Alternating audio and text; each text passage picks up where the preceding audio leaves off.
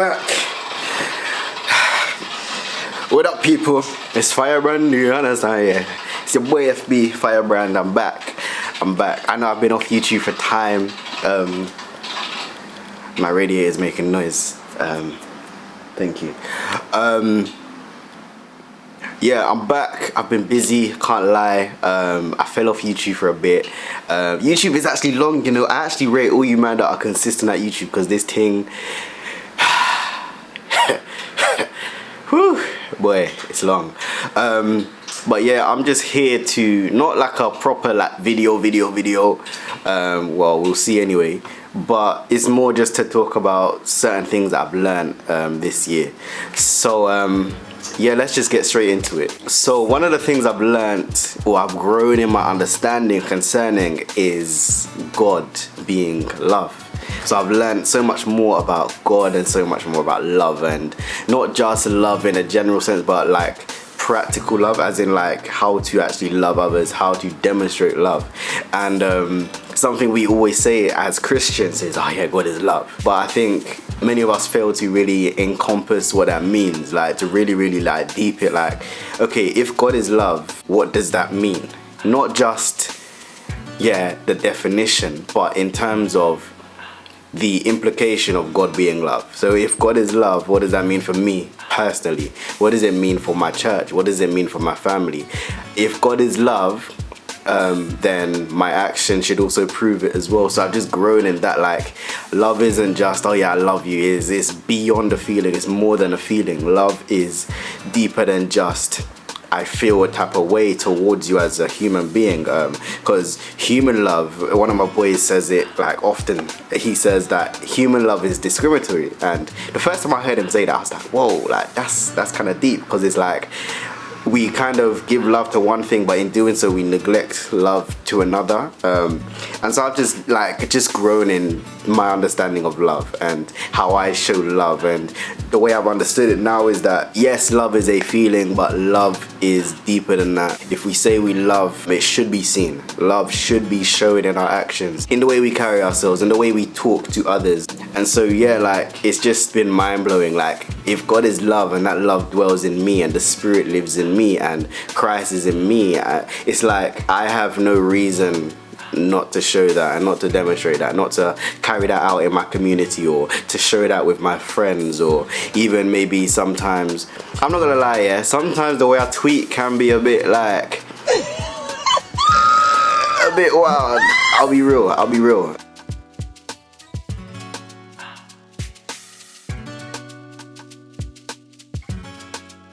Thing is, yeah, it's like with love is often selfless. So now I'm trying to, if I know me tweeting something will cause people that don't know me, if it will cause offense with them, I'm trying to learn not to.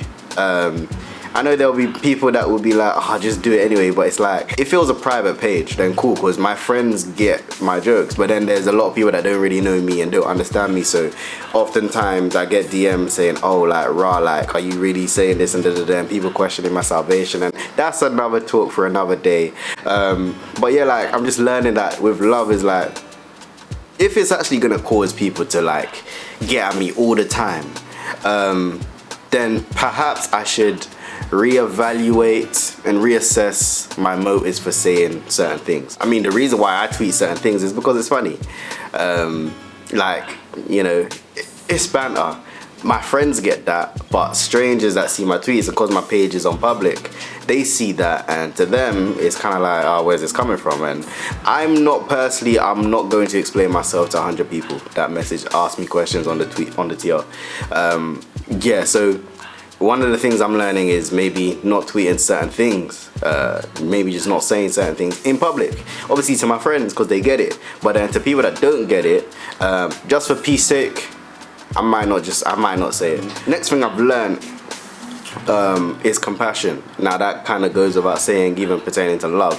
But the way I've seen compassion now is, it's not just standing up, lending a hand to someone who is on the ground, but it's crouching down to the ground with them and helping them up. So I'm just learning to practice that in everything I do, whether it's me teaching, whatever it is, like just learning that, like let me practice compassion, let me be compassionate. Just learning how to be compassionate to people in any circumstance, any given opportunity to be compassionate, to show love. There's been several instances that I've had whereby just because of the way I've acted towards someone, like an act of compassion, it has caused people to really deep that like God must be real, just because of one person's action, just because one person who has actually taken on the responsibility to bear the image of God. And so we see that even Christ, who is the image of God, he is the express image of God, and we are made in the image of God. So the best person to study and to look at pertaining to this is Christ, because God is Christ-like. I'm gonna stop preaching because I didn't really come here to do that. Now, the next thing I've learned is planning. I've learned the importance of planning. So I've actually launched my first business, like for real, as in like I don't just have a WhatsApp business profile or business Instagram pages, but I'm actually an entrepreneur, like officially by trade. Like I can actually say, yeah, man's an entrepreneur. And I know that they listen to the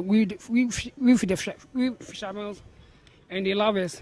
So now English is not Englishing. I've been busy with that, and I've learned that planning is the essence. When I actually started Excellent Visuals properly in terms of photography this year, so I've only done photography. I only started this year in 2020 January. So January, I said, you know what? I'm gonna buy my camera. I'm gonna buy a microphone. I'm gonna buy a couple lights and a few lenses and just get started.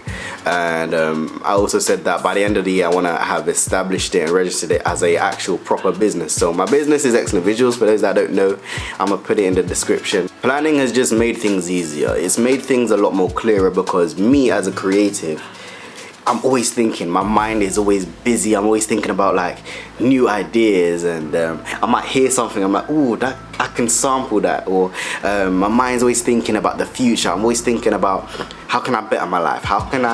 What can I do now that will impact my future? And so because all this is in my mind, planning, writing things out has helped a lot, because it's like when I write things down, whether on paper or typing it on my laptop or my phone, it just makes my mind free. It's like I don't have to worry about trying to remember it, because I know I've written it down. So it's just a matter of me going to where I've written it rather than it being on my mind 24/7. So for you creatives, I can't stress this enough. Write things down.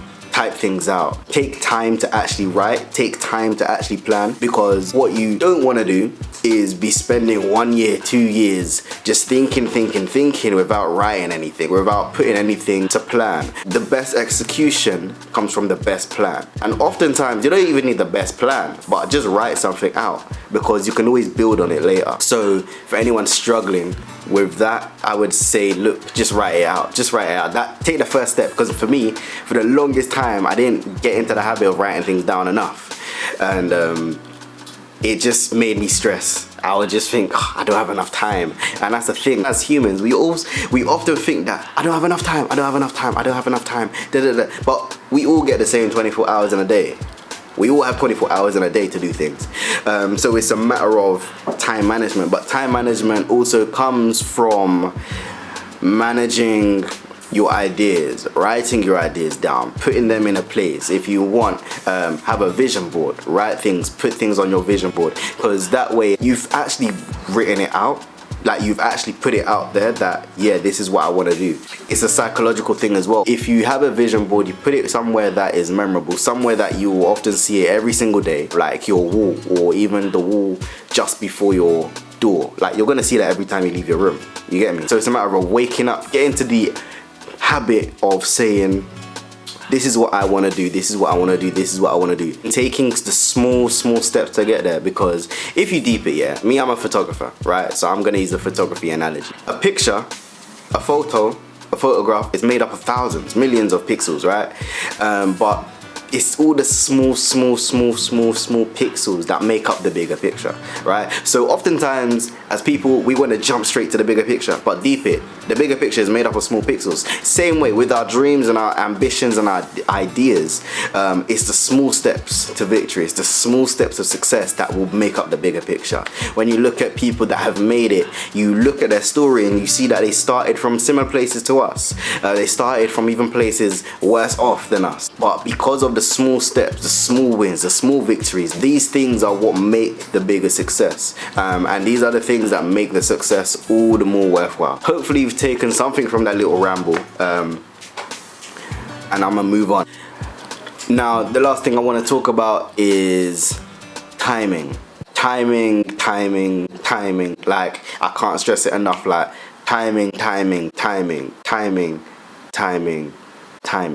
Like, timing is key. We often like to rush things, especially in our current society as well, whereby everything is so fast paced. Everything is so like, oh, by 25 you have to be married, and by 26 you have to have your own car and your own house, and by 30 you should have 3 kids, and by 40 you should have retired, and by this age you have to be a millionaire. All these social standards, it's like, ugh, I'm tired. I cannot be bothered. Fam, slow down, you get me? Because let's say by 30 you have everything, then what? One thing I've learned is the importance of time and timing. The importance of doing things at the right time. The importance of not just knowing what to do, but when to do it and how. When to execute a specific thing. The importance of reading the room. The importance of surroundings. The importance of, like, look at the environment. What is needed in this moment? What is needed now? Because what often happens is, if you miss timing, it messes up everything. How can I make and maximize my value in this current moment right now, in this season? What is required of me? Things like that, that's what I've been learning about, and it's really helped me to plan as well. It's really helped me in terms of, like, accomplishing goals, right? Because in this life, I'm pretty sure we all have ambitions and dreams and things that we want to get done, right? But oftentimes we complain that I don't have enough time. Understanding timing and planning has helped me a lot. Obviously, I'm still getting there. I still have a lot of growth to do in terms of, like, my time management. Because I can't lie, yeah. If there's someone that's going to be late at your event, it's probably going to be me, and that's so bad. But I can't lie, like, oftentimes when I'm late, it's not my fault, and you guys are probably rolling your eyes right now as you're watching this. I know you, I can see you, you man are rolling your eyes, but I kid you not, yeah, oftentimes when I'm late, it's actually not my fault, but that's not an excuse. I'm still late.